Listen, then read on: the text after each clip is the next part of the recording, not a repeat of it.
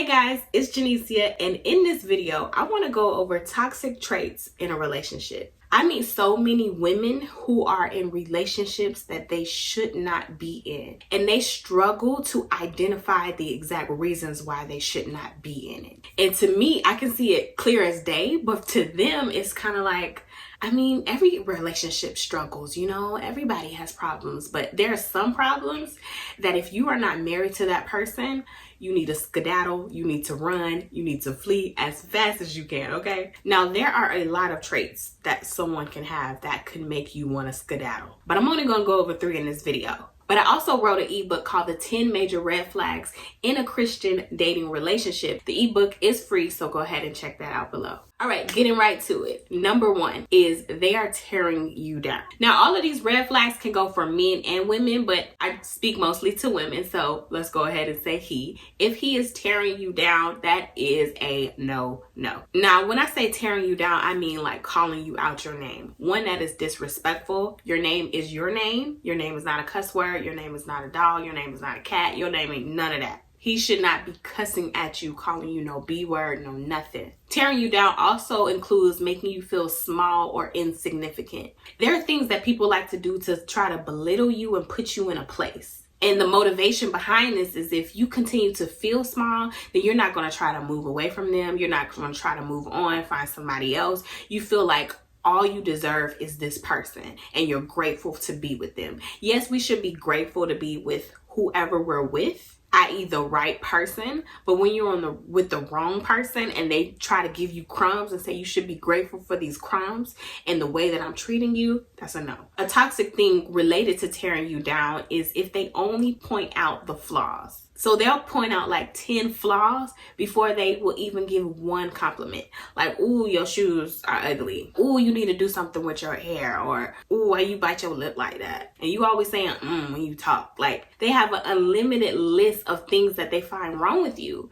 It's like, do you ever find anything right with me? Is there anything you love about me? Is there anything you want to compliment me on? Do I look nice today? Do you like the way that I treat you? Do you like the way that I'm there for you? Like, you can't think of any of those, but you can think of all of the flaws. That's a toxic trait. And that usually means that person is a very pessimistic person. Now, that's one of the things where someone can work on that.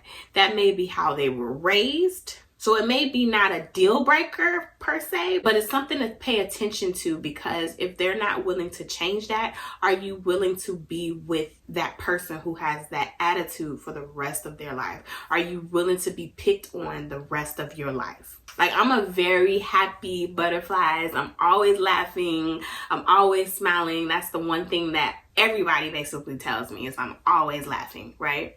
I find everything funny.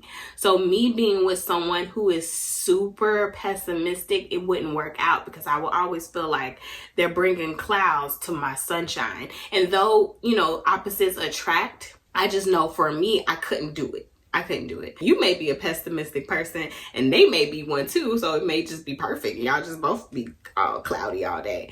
I don't know. That's up to you. But to me, that can be a toxic trait depending on who you are. And it's something you need to look out for. But regardless, they shouldn't be calling you out your name and they shouldn't be belittling you. Number 2, jealousy. Now, this jealousy can come in 2 ways. One, they're super jealous of other people, like the opposite sex. Like, he may be like, who you talking to? Or where you been at night? Just super jealous. And a lot of times when people are jealous like that, it usually means that they're doing something and they're afraid that you're going to do it too, or they have been cheated on a lot in their past. And once again, that's an example of something someone can work through, but it's also a instance of, are you willing to deal with that, or are you willing to work through them with that? If they're not willing to work through it, then are you still going to stay? The other form of jealousy is they're actually jealous of you yourself. So maybe you're doing good at work, you're getting promotions, you just bought your first house, you like things are going good for you. That person can become jealous of you. Now that's a hard one. I can't deal with nobody who's jealous of me, because it's kind of like you being with an op. I want to feel safe. I want to celebrate you. I want you to celebrate me. And so when that jealousy is in there, that's a very toxic trait. Number 3 is lying. If you don't have trust in a relationship, then what do you have? Really, what do you have? And you need to be able to trust the words that comes out of someone's mouth. You need to trust their actions. You also need to trust their words. Trust that they're going to do what they said they're going to do. Trust that they're going to be faithful. Trust that just whatever. You just need to be able to trust. So if someone's constantly lying and they're lying in their everyday life, you need to look out for that, because that also means they may most likely lie to you and lie in your relationship. Watch to see if they lie at work. Watch to see if they lie to other people. And all around, this just speaks to integrity. Integrity is such a big thing that we don't really pay attention to, because the way you do one thing is how you do everything, especially when no one's watching. So really pay attention to integrity. So those are 3 toxic traits in a dating relationship. Like I said, I have an ebook, and you can find that in the description, on the 10 red flags in a Christian dating relationship. It is completely free, and I believe it will really help you out. And as always, go ahead and subscribe and like the video. Let me know your thoughts, because I really want to hear. Have you seen any of these traits in your relationship or a relationship that you had in the past? And if it helped you out, go ahead and let me know, and I'll see you later. Bye.